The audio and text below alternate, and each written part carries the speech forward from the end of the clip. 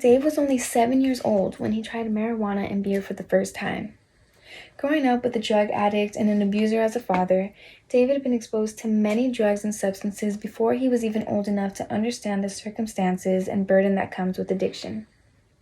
By age 11, he had already tried Xanax and overdosed on Somas. From there, his life was completely flipped upside down, where he grew up to commit many crimes and fall into a horrible addiction for Somas, alcohol, and even meth. But it wasn't until he was incarcerated when he tried heroin for the first time, which was actually encouraged by the sick games of the prison guards. In this article, Giving Back After Addiction, it can be found on www.detoxtorehab.com, published November 22nd of 2019. First, let's go ahead and talk about the problem that lies within the justice system. Rather than getting addicts the help that they need, the justice system is so quick to put people in jail for something so small and non-violent as a drug possession. According to the Drug Board statistics found on www.drugpolicy.org, access November 2020, the total number of drug arrests that were for possession only, including marijuana, was 2,038,074. Ironically enough, a doctor's prescription of drugs serves the purpose of relieving any pain of any sort. But instead, it gives them pain when that relief suddenly becomes a craving to them. Unfortunately, there are plenty of people that fall into addiction and can't seem to find their way out. In a 2016 TED Talk given by a former director of National Drug Control Policy, Michael Botticelli, he emphasizes the idea that addiction is a disease that needs to be treated immediately. He shares his experience with addiction and discusses how society fails to recognize it as a disorder that can very easily be treated with the right resources and funding. According to the Centers for Disease Control and Policy, as cited in his TED Talk, during 2014 alone, 28,000 people died of drug overdoses associated with prescription drugs and heroin. With this being said, public officials are refusing to accept this epidemic that revolves around drugs and addiction. Just like other diseases like cancer, schizophrenia, and even Alzheimer's, this addiction deserves just as much attention and treatment. Public officials and society paint these vulnerable people as lazy junkies without taking the time to truly understand where the root of the problem is coming from. In a June 2019 scholarly article, Teresa Garcia Castro writes that the judges and prosecutors are encouraged to treat drug defendants harshly and are rewarded with promotions, as while their professional careers may languish if they act otherwise.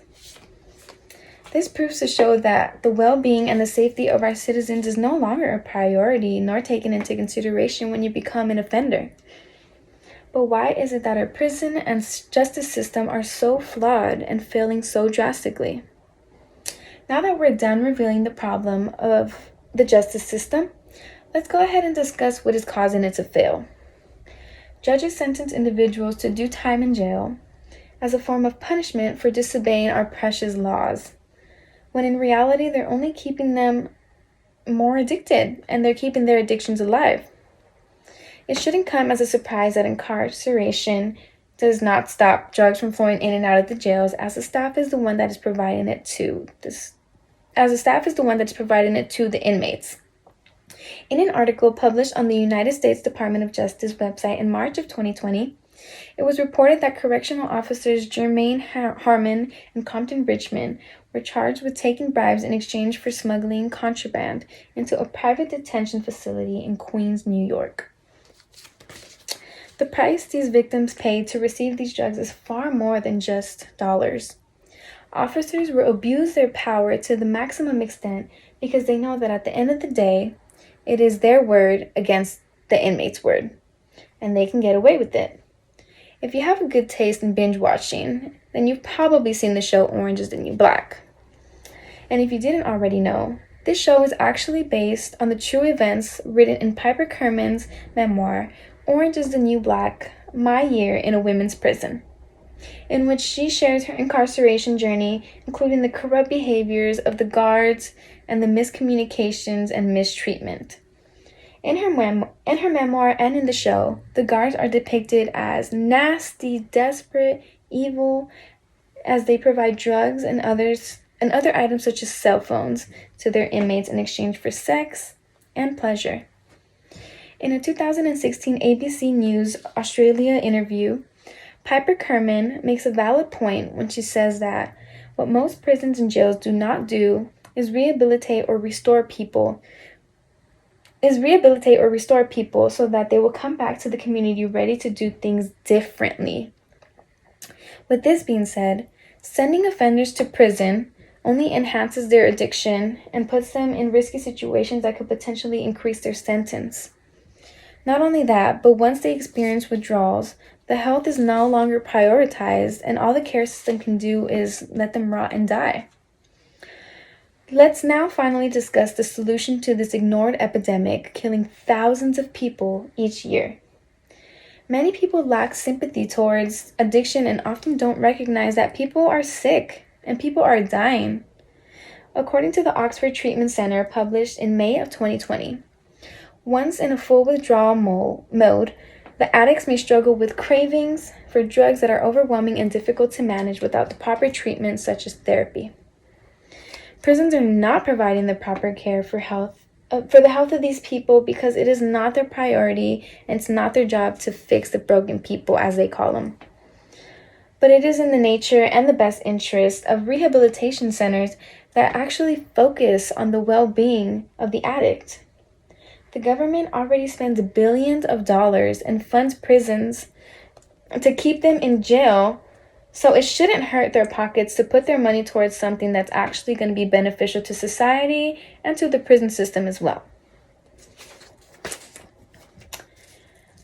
The National Institute on Drug Abuse, published on June of 2020, mentions that most studies suggest the outcomes for those that are legally pressured into treatment centers are as good as or better than outcomes for those who enter treatment without legal pressure.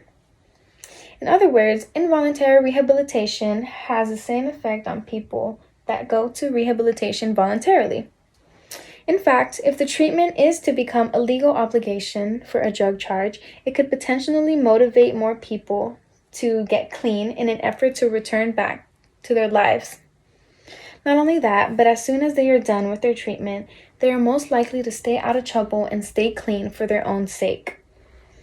Although prison strives to punish citizens, rehabilitation centers actually cause more pain to the people. This is because they have zero access to all drugs in the centers and have no choice but to go through their withdrawals. However, unlike prisons, rehabilitation centers make it their priority to give these patients what they are looking for and healing therapy. Today, I have shared first the problem with drug policy, second the causes that make it a problem, and lastly a solution that inspires change. From this, I want you all to adjust your ideas on what is right from wrong and think about the cry for our help that our citizens are sending. I would like to leave you all with a message from the TED Talk that was given by Michael Botticelli in 2016 that says, "People are more than their disease, and all of us have the opportunity to change public opinion and change public policy. So let's go ahead and be that change." Thank you very much.